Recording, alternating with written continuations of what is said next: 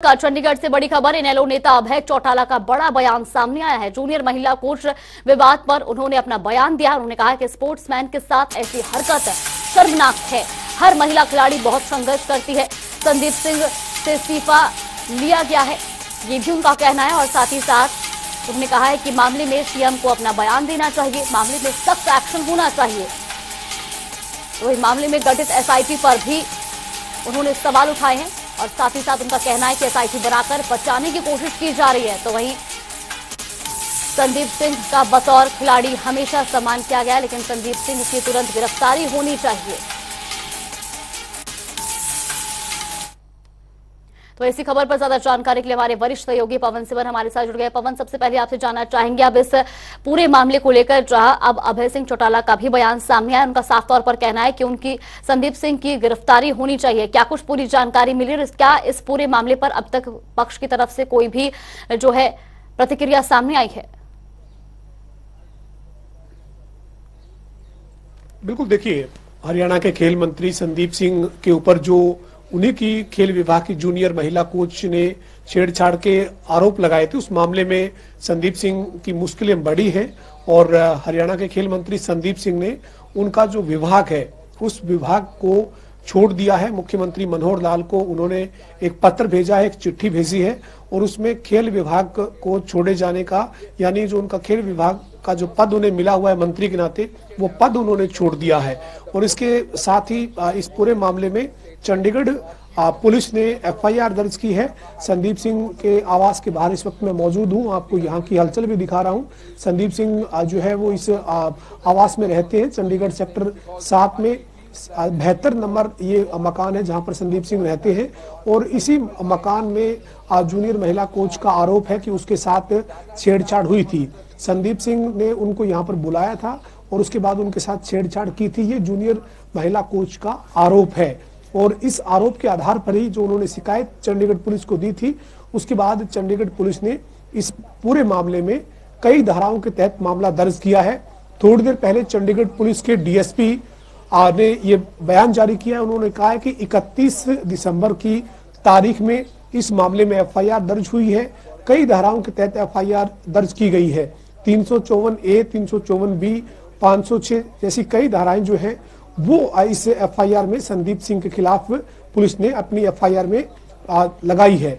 और संदीप सिंह ने ये कहा है कि जो ये पूरा मामला है, इस मामले में कोई भी जो आधार है वो नहीं है। आरोप जो लगाए जा रहे हैं उनका कोई आधार नहीं है, बेबुनियाद पूरी तरह से आरोप लगाए गए हैं। और निष्पक्ष जांच हो इस मामले की, इसी के चलते उन्होंने नैतिकता के आधार पर अपना पद, अपना विभाग छोड़ा है। मुख्यमंत्री को अपने विभाग छोड़े जाने का जो है उन्होंने पत्र भेजा है। ये संदीप सिंह ने अपने मीडिया में दिए बयान में कहा है। तो अब नए साल के आगाज के साथ ही ये साफ है कि हरियाणा के खेल मंत्री संदीप सिंह की मुश्किलें बढ़ी हैं, क्योंकि संदीप सिंह के ऊपर जो उन्हीं के विभाग की जूनियर महिला कोच है, उन्होंने जो आरोप लगाए थे, उन आरोपों के बाद चंडीगढ़ पुलिस ने मामला दर्ज कर लिया है। एफआईआर होने के बाद संदीप सिंह मीडिया के सामने आए हैं। संदीप सिंह ने कहा है कि उन्होंने अपनी नैतिकता के आधार पर मामले की जांच होने तक अपना पद छोड़ दिया है।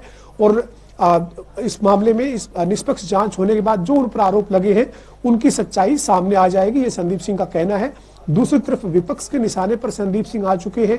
थोड़ी देर पहले इनेलो नेता अभय सिंह चौटाला ने कहा है कि इस पूरे मामले में जो संदीप सिंह है उन पर जो आरोप लगे वो गंभीर आरोप है। पुलिस को इस मामले में सख्त कार्रवाई करनी चाहिए।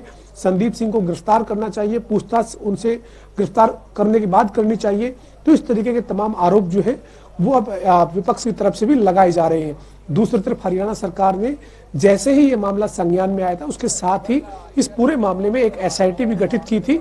जो आईपीएस अधिकारी है ममता सिंह, उनके नेतृत्व में 2 अन्य पुलिस अधिकारियों के साथ, जिसमें डीसीपी सुमेर प्रताप सिंह और एसीपी राजकुमार कौशिक के नेतृत्व में एक एसआईटी गठित की थी। उस एसआईटी में ये कहा गया था कि जो महिला कोच के आरोप है उन आरोपों की जांच ये करे, फैक्ट क्या है, तथ्य क्या है और पूरा जो घटनाक्रम है वो क्या है। उसके लिए हरियाणा सरकार ने एक एसआईटी भी इस मामले में गठित की थी। लेकिन जो इस मामले में जूनियर महिला कोच है, पीड़िता जो है, वो चंडीगढ़ पुलिस के सामने पहुंची। चंडीगढ़ पुलिस में जो उन्होंने शिकायत दी, उस शिकायत के बाद 31 दिसंबर यानी शनिवार को शाम को चंडीगढ़ पुलिस ने एफआईआर दर्ज कर ली, कई धाराओं में एफआईआर दर्ज की गई है। जी बिल्कुल पवन, और ये भी जानना चाहेंगे जिस तरह से इस पूरे मामले की जांच के लिए एसआईटी का गठन तो किया गया है, लेकिन वहीं इनेलो नेता अभय सिंह चौटाला का भी इस पर बयान सामने आया। उन्होंने कहा है कि इसमें बचाने की कोशिश की जा रही है।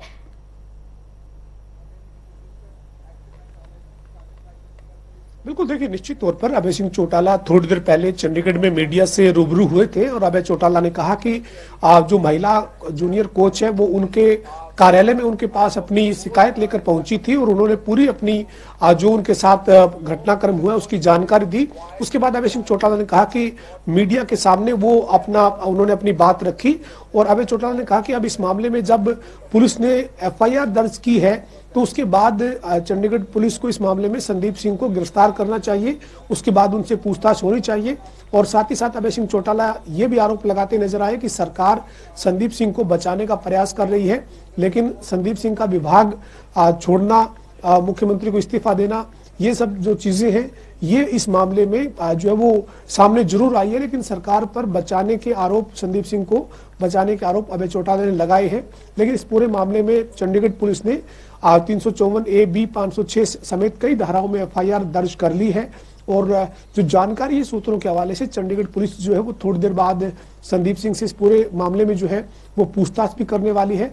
लेकिन कहीं ना कहीं संदीप सिंह की जो मुश्किलें हैं वो नए साल के आगाज के साथ ही बढ़ी हुई नजर आई है और महिला जो जूनियर कोच है उसके जो आरोप हैं उन आरोपों के बाद अब इस पूरे मामले में जो एफआईआर है वो दर्ज हो गई है। एफआईआर जो है वो चंडीगढ़ पुलिस ने दर्ज की है, कई धाराओं में एफआईआर जो है वो दर्ज की गई है। पूछताछ जब चंडीगढ़ पुलिस करेगी और उसके बाद जब मामले की जांच आगे बढ़ेगी तो क्या तथ्य सामने आते हैं ये जरूर देखने वाली बात होगी। लेकिन संदीप सिंह ने मीडिया के सामने अपने बयान में ये कहा है कि उन्होंने अपना जो विभाग है वो मुख्यमंत्री को सौंप दिया है।